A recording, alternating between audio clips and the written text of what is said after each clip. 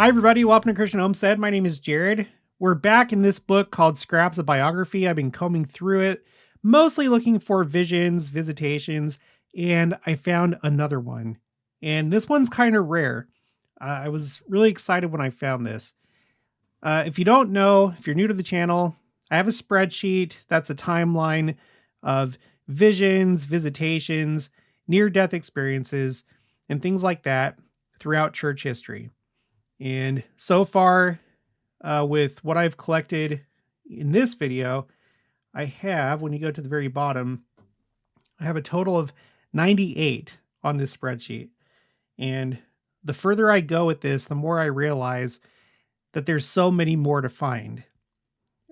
Before I started this exercise, I didn't think that there was this many, or if there were, they weren't documented. But there are so many of these experiences documented by, well, the ones that I have on here are mostly from the early days of the church. I'm sure that there's still many that happen now, but it's not as easy to access. But it's been an eye-opening exercise. This book that we're going to look at, it's part of a series of books that was put together by the Juvenile Instructor, which was an early church publication. There's 17 volumes, and I haven't even scratched the surface. I'm really excited to look at volume 13, Eventful Narratives, volume 14, Helpful Visions. It sounds like that one's nothing but stories about visions and visitations. There's so many other people that have worked on these type of projects before me, and now I'm trying to do my part and make a contribution, I guess, here on YouTube. I don't know if this will expand out to something bigger. Maybe at some point I'll write a book, or I don't know, but I'm just trying to do my part. And I appreciate everybody else that's come before and those that are doing similar things right now. It's a labor of love. We realize that there's really precious and sacred things that we need to remember, that we need to rehearse in our minds, that we need to apply to our lives. So, this is something that is a little bit more on the exciting side, but I'm hoping that as you watch this, you can realize how the Spirit works and hopefully be less prone to dismiss things and recognize spiritual things, as you're about to see. So this, this section of the book is called Incidents of Experience by Daniel Tyler. And I looked him up. He was not a general authority, but he was a prominent early member of the church. He served some missions. He also served in the Mormon battalion. And then he was also the mission president of the Swiss mission in the 1850s, which I can't even imagine being a pioneer, let alone going to a completely different country and being a mission president when the Saints had only been in Utah for just a short while. In that, after crossing the plains and going through the persecutions, and then on top of all that, going to Switzerland and being a mission president, that's pretty intense. But this is who is telling this story, okay? Instead of reading it from here, we're going to go to the Project Gutenberg e-text website, just because I can, put my highlights and it's easier to read. About the year 1820. Now, just right off the bat, 1820. We all know that was the year of the first vision. On my spreadsheet, when you go down to 1820, there are not a whole lot of visions or visitations taking place with other people at that time that I know of. This is the first one in that year. I do have one that's reported to have taken place in 1795. Benjamin Benson said that he had a vision or a dream about the Book of Mormon and also the Book of Ether. So I can't remember the whole story, but I think it helped him know what to look for, or to recognize it when it came to light, when the Book of Mormon was published. There is another one that I don't know exactly what year it took place in, so I don't have it down here on this part of my timeline. But and I can't remember what that one was, but and there were probably more. So it's interesting to think that as the Lord is planning the last days and the last dispensation, a lot of times we think just about Joseph Smith and most everything was just happening to him. But there were many other people, it turns out, that were also being primed to join the church once missionaries came to them, or once they came across the Book of Mormon. It wasn't just Joseph Smith and he did everything. There was a lot of stuff going on in the area around him, and probably throughout the world. So that's one thing that we learn as we read these kind of stories. Okay, about the year 1820 or early in 1821, I had a remarkable vision, which, after 61 years have passed away, is as vivid in my recollection as the scenes of yesterday. I had occasion to rise from my bed about midnight. Suddenly, the room was filled with a brilliant light, brighter than the noonday sun. Gosh, this sounds similar to Joseph Smith when he was visited by the angel Moroni in his home. I looked into the fireplace, only to discern a few smoldering coals covered with ashes. I gazed upon everything visible in the house. All seemed natural, except that the light gave things a brighter hue. Yeah, this is interesting because they were used to, you know, the fireplace, candles, things like that. And so if you have a completely different type of light coming into the house, this is probably a detail that you would take note of. Like, everything looks so different. It's like he's saying everything looked really different from what I was used to. Everything had a brighter hue. I looked overhead to an opening between two loose boards or planks where my father usually kept his saw, auger, and other small tools. There, I beheld a hand and wrist which were nearly transparent, with a wristband wider than the pure snow. That's interesting. A wristband. I called to my mother, who awoke at the second call and inquired what I wanted. I asked who was in the chamber and was told there was no one there, and that if there had been, I could not have seen him in the darkness. I replied, it was not dark. On my stating that it was lighter, on my stating that it was lighter than daylight and that I could see to pick up a pen, I was told to go to bed, which I did when the vision closed. And it was so dark I could not see my hand before me, although I held it close to my face. Okay, there are some really interesting details in this. Let's start with the wristband wider than the pure snow. I have a spreadsheet that we haven't looked at for a while called Quotes, Heavenly Devices. Now, I don't know what this wristband was. Maybe it was just a wristband. Maybe that angel just had his or her own style, and so they wanted to show up with a wristband. I don't know. I'm sure you can wear wristbands and have earrings and necklaces in heaven. I don't know. But it also could have been some kind of device. In the scriptures, and elsewhere, you hear about these objects that, beyond just snapping your fingers and having something happen, it seems like there are certain objects, tools, devices, whatever you want to call them, that are used in heaven. So, for example, and then some of them are meant for us here on earth. So, for example, the Liahona in the Book of Mormon, Christ when he came to the Kirtland Temple, he showed up on paved work of pure gold for some reason that I still don't know, but it was some kind of, maybe it was just to like really um, highlight that he's, this is Christ. He's supreme. Similar to like sitting in a throne. Maybe it's something like that, or maybe it's some kind of device. I don't know. We have seer stones of Joseph Smith. We also have the Urim Thummim. We have the white stone.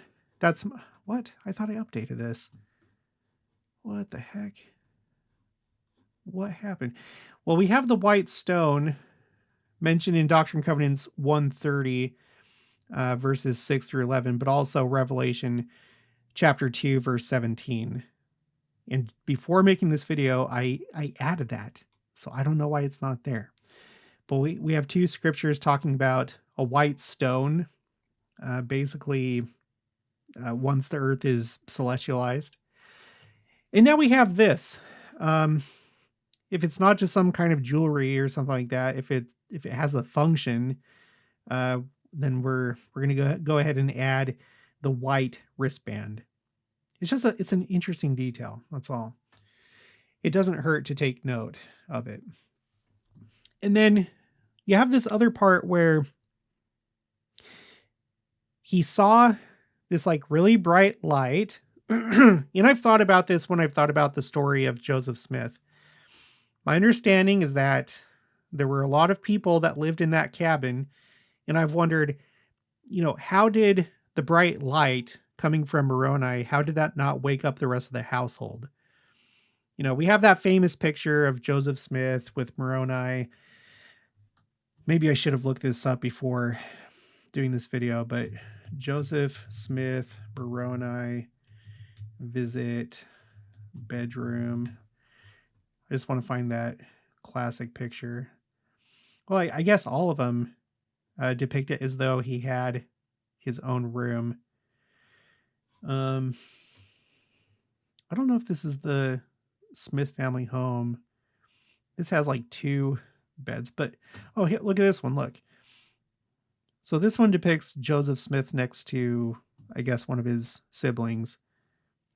Either way, even if like you had somebody downstairs or in another room, you would think that in the dead of night, with such a bright light, it would wake everybody else up. But here, in this story of Daniel Tyler, he was the only one that could see it. It seemed like he could see it as his mother came into the bedroom. He's like, it's bright. Can you not? It's bright. It's brighter than daylight. And she's like, no, go back to bed. No, go back to bed, crazy. You're dreaming. So that's fascinating to me. I like these little these details. He also described the hand and the arm as being nearly transparent. So I'm not sure what that was about. Was this a spirit, or was it somebody that was resurrected and for some reason that person's arm was transparent? I don't know. Okay, but we'll move on. Okay, so a very kind of a similar experience to Joseph Smith when he was visited by the angel Moroni. The way that I picture it, it seems kind of similar. On relating the vision to my mother next morning, she wept like an infant and said, "Oh, my child, I fear you are not long for this world." I, however, began to amend from that time and soon recovered from a chronic ailment and was soon quite well. Okay, so I guess she thought maybe she believed him, and her thought was, well, you're being visited because you're about to be taken from this world. You're about to leave mortality. The news of the vision soon spread abroad and was much exaggerated. As is natural, our house was thronged with visitors, and I had to relate the vision. Oh, this would be frustrating. I had to relate the vision over and over again. The conclusion was that I would either die or the Lord had a great work for me to do. It was predicted that I would become a preacher of the gospel, This was then considered about the greatest work in which mortals could engage. In 1823, my father with his family moved to Springfield, Erie County, Pennsylvania, where his father and some other relatives had previously gone.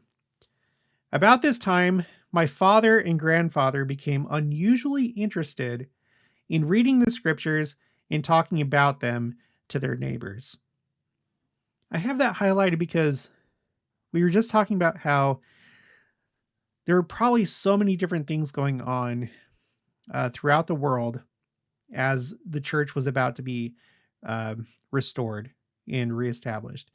I can't help but to think that this unusual interest had to do with the Holy Ghost and getting them prepared to be baptized and to join the church.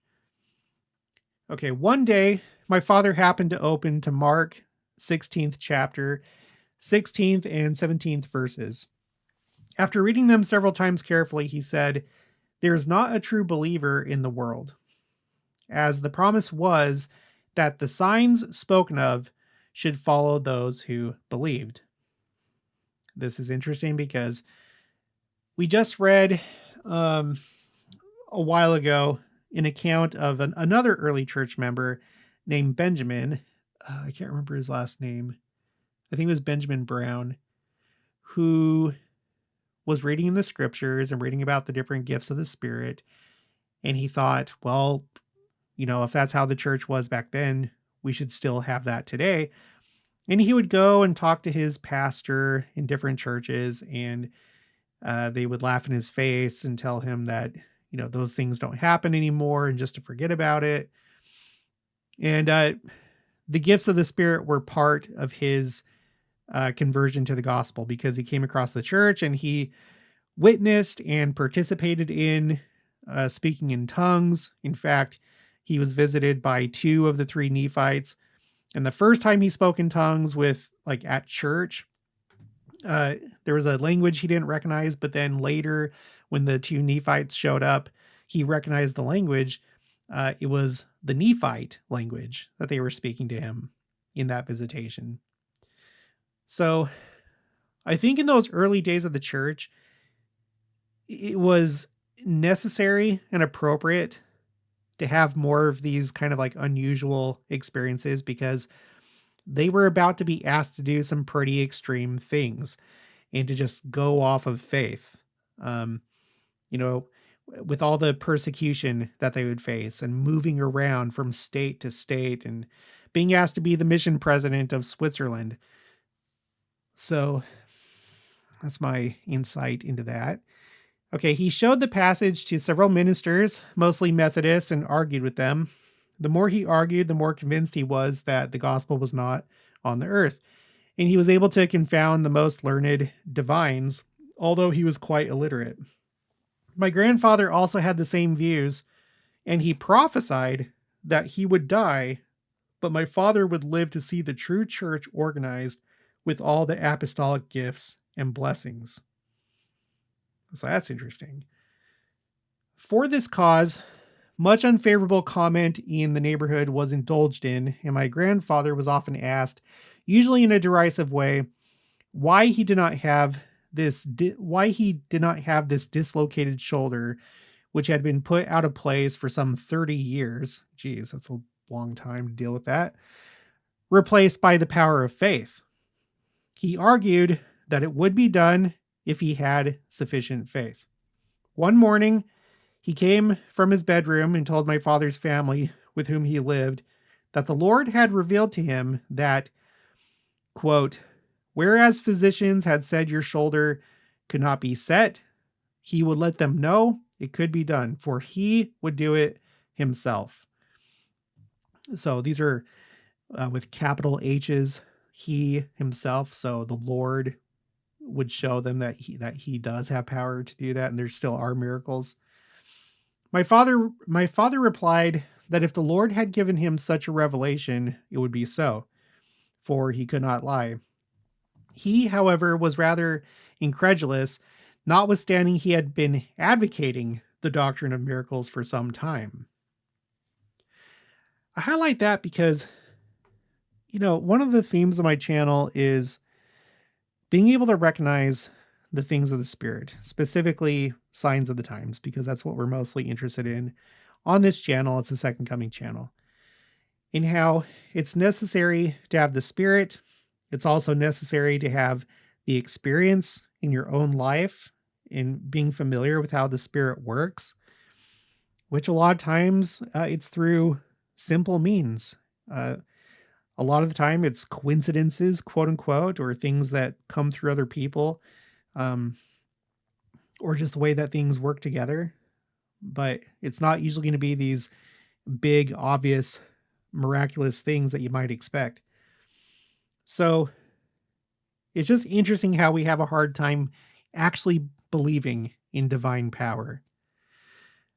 Okay, but this is what happened next. It happened not long afterwards that while my grandfather was lying in his bed at the dawn of day, thinking quietly of the blessings of God to him, his shoulders slipped into place with a snap that he thought might have been heard for a distance of 1 or 2 rods. Previous to this, he carried his arm in a sling most of the time and could not raise his hand to his head. But from that time, it was as limber as the other and had its full strength. This was a testimony that could not be impeached. Outside of the family, however, it was looked upon as a mere accident. Yeah. And that's always the response, isn't it? With maybe even sometimes with well-meaning people, but especially with people that don't believe in spiritual things. Oh, it's a mere accident. It's a coincidence. You're making too much of it. But the previous revelation to my grandfather convinced the family that it was done by the power of God. This was in 1827, and in 1829, my grandfather died. After my grandfather was taken with his last illness, he told his parents that an angel appeared to him, clothed in white, and told him he would not recover, for his sickness was unto death. 10 days later, he died. So this one, I should have classified it differently. Because it was so soon before he died, I think I would classify this as a end of life experience. If you do a search on YouTube or just do a Google search for end of life experiences, as a person approaches the end of their life, whether it's age, and I think also when you have like a terminal illness, there's certain phenomena that take place toward the end where people start to have visions. They start to have visions / visitations from people on the other side, and a lot of very interesting things. I have some of those recorded on my spreadsheet, and yeah, I need to recategorize this. I'm going to categorize this as a end of life experience. Okay. To save ridicule, however, this vision was kept secret and only told me afterwards by my mother. The true Church of Christ was not then on the earth, February 1829, nor had such an occurrence been heard of by us at the time. Although the Father and the Son had appeared to Joseph Smith some years previously, we had not heard of the vision. The vision of my grandfather seemed so strange that my parents hardly knew whether to attribute it to imagination or a reality, as they could not question his sincerity, he having always been strictly reliable. So I think that this should maybe be a hint to us as we look at the people in our lives that we know are trustworthy, are not extravagant, are not show-offs. They don't just make things up. Like this should be a clue. If there's somebody that's solid, that's level-headed, and then they have an experience like this, and you're feeling the Spirit, then, maybe take it more into consideration. As long as it doesn't cross boundaries and they're not like saying that they're receiving revelation for you and you're not their son, or, it's not somebody above you, like the bishop of your ward or something like that. I've never doubted, however, his having had the vision. He walked half a mile to bid my parents goodbye, although in poor health. On parting, my grandfather wept like a child and said, "This is the last time I shall over visit you while I live." My father continued his researches of the scriptures and found that everything he read confirmed his views. He never allowed a traveling minister to leave the neighborhood without an argument if he could avoid it, and his arguments were in no instance refuted. In the spring of 1832, elders Samuel H. Smith and Orson Hyde of the Church of Jesus Christ of Latter-day Saints came to our neighborhood and held a few meetings. Elder Smith read the 29th chapter of Isaiah at the first meeting and delineated the circumstances of the coming forth of the Book of Mormon, of which he said he was a witness. Yeah, he was one of the 8 witnesses. He's one of, what is it? He's one of the 2. I think it's one of the 2 that are not, no, one of the 3 that are not buried here in Missouri. You have him, Hiram Smith, and Joseph Smith Sr. that are buried in Nauvoo. Okay. He knew his brother Joseph had the plates, for the prophet had shown them to him, and he had handled them and seen the engravings thereon. His speech was more like a narrative than a sermon. Elder Hyde made a few closing remarks and appointed another meeting. At the close of the first meeting, my father, as his custom was, sprung his usual question about the spiritual gifts and was quite surprised to hear Elder Smith say, "That is our doctrine, and we have those gifts in our church." This meeting was held in the house of Mr. Joseph Hartshorn, one of our neighbors.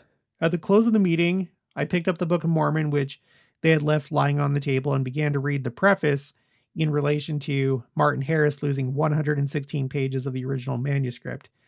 When I had read as far as a quotation from a revelation, now found in the Book of Doctrine and Covenants, my brother William took the book out of my hands and closed it, remarking that good people said it carried with it a spirit of witchcraft, which caused those who read it to be bewitched and join the quote-unquote Mormon church.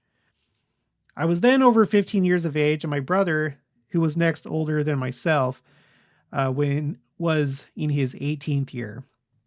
He was wild and sometimes profane, especially when angry. And I was quite taken by surprise to hear him quote what quote-unquote good people said, as previously I had never heard him speak of them except in derision. You guys, this is a pretty good clue.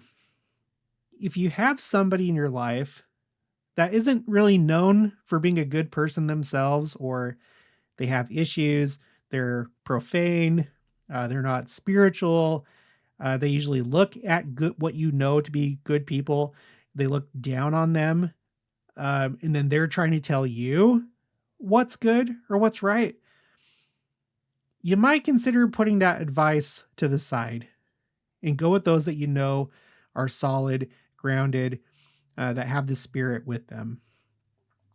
You know, you gotta learn to read people and know what the red flags are. In this case, he's pointing these out in his brother. He there's a moment here that doesn't really make sense. He's like, "Why are you telling me what's good and what's bad when this is how you are?" Okay, the last words I read were so riveted upon my mind that I sometimes feared there was some truth in the remark about the book being bewitching.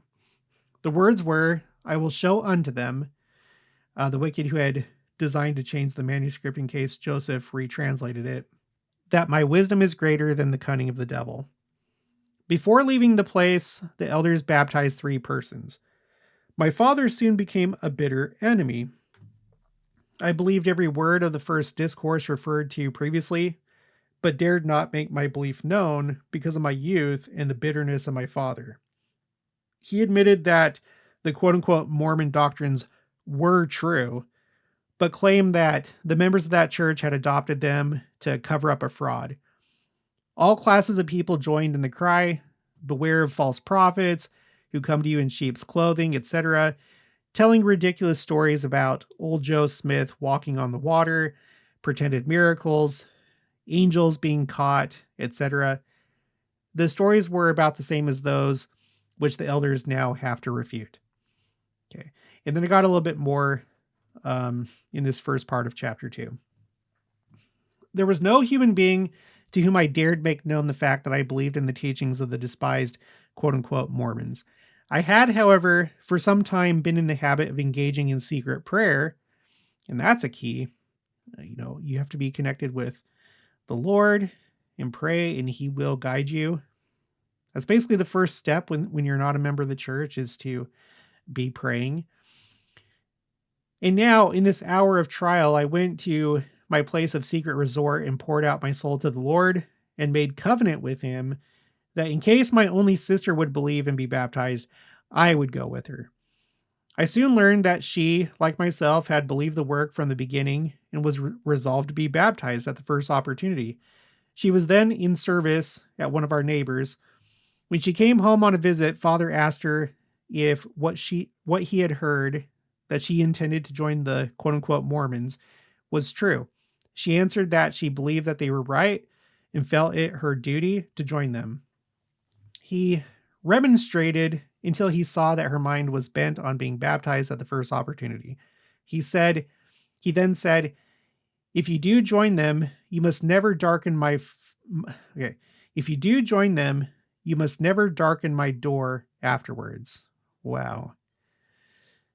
Still, her resolution was unchanged. My older brothers told her that they would shoot any quote-unquote Mormon elder who dared to baptize her.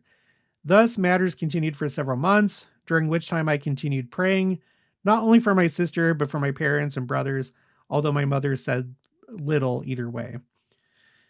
About December 1832, Elder Hiram Smith, brother of the prophet, came to our neighborhood. My father told him that his daughter, who was present, was bent on being baptized into his church, stating at the same time that the elder who baptized her would do so at his peril. The elder quite mildly remarked in substance as follows: Mr. Tyler, we shall not baptize your daughter against your wishes. If our doctrine be true, which we testify it is, if you prevent your daughter from embracing it, the sin will be on your head, not on ours or your daughter's. This remark pricked him to the heart. He began to think that possibly the quote-unquote Mormons were right and he was wrong. He therefore decided to counsel his daughter in the matter and then permit her to exercise her free agency. He would thus relieve himself of any responsibility. His remarks to my sister were to the effect that if this new religion was true, it was the best religion in the world, but if false, it was the worst. These men, said he, know whether it is true or false, but I do not. He wished her to reflect upon these things before making a move in the matter. She replied that she had weighed them long ago and believed it to be her duty to be baptized. He took her on an ox sled to Lake Erie, a distance of 2 miles, where, after a hole was cut through 3 feet of solid ice. Wow, what a baptism. Have any of you been baptized like that, in like really cold water, or maybe in a river or something like that? I know that still happens today sometimes. She was baptized and confirmed into the church by Elder Hiram Smith. But where was the rider who had covenanted with the Lord to go with his sister in case she was baptized? He remained at home, a broken-hearted, bashful boy without stamina enough to come out and confront a wicked world. Okay, here's the next one in red.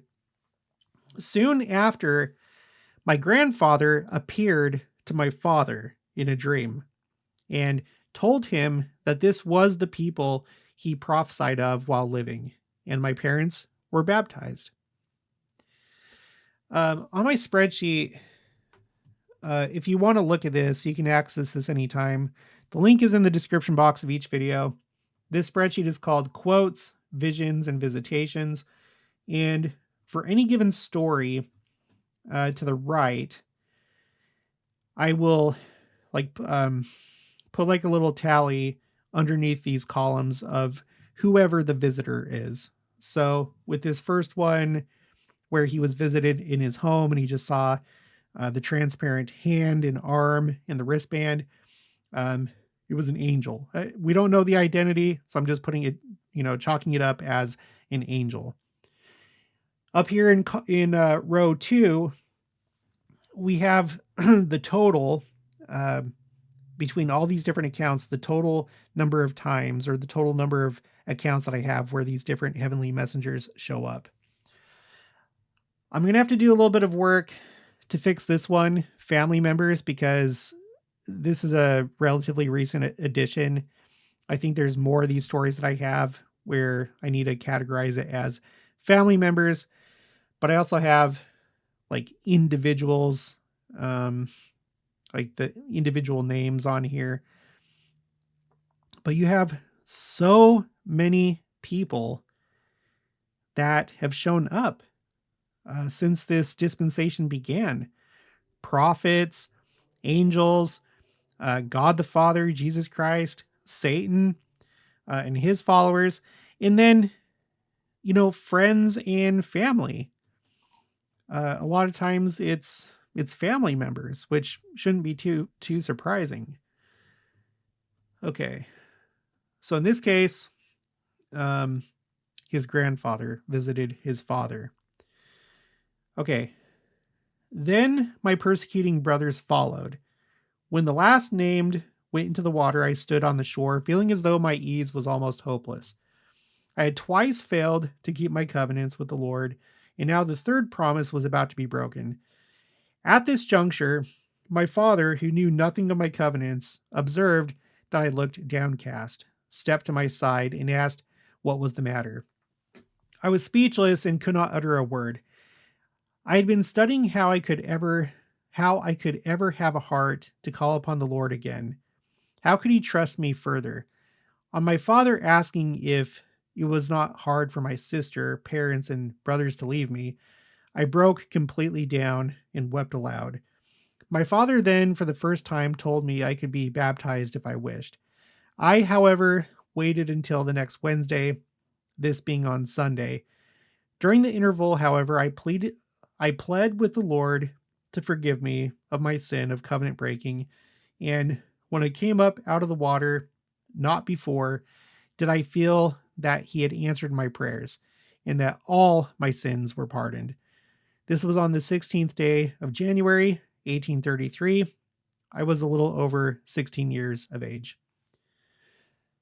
Okay, so that's what I have for this account. And it's so great that he did decide to be baptized, and his whole family, even though they were having doubts. And they had this added benefit of having these different visions and visitations, which I think were necessary for that period of time because the circumstances were so difficult. The social pressures, you're jumping into something brand new. It's a lot to ask. We saw the resistance from the people of their community, the hatred toward the church. So I think it's appropriate under those circumstances. But as always, it makes me wonder how many more are there that I'm going to add to this spreadsheet. I'm getting pretty close to 100. Let's go back over here. Yeah, I'm at 98. Actually, at this point, I'm over 100 because the last video I did, I think it was the last video, we read a bunch of experiences of Benjamin Brown, and I had not, when I was recording the video, I had not yet added those to the spreadsheet. That's some homework I still have to do. There's a lot of work that comes with doing this channel, by the way. So at this point, I have over 100, but are we going to get to 200, 300, 5, 1,000? I don't know. We'll just have to see. If you have any, please send them my way, but make sure to check this first. Make sure I don't already have it on here. All right, well, that's going to be it for this one. I'll talk to you guys later.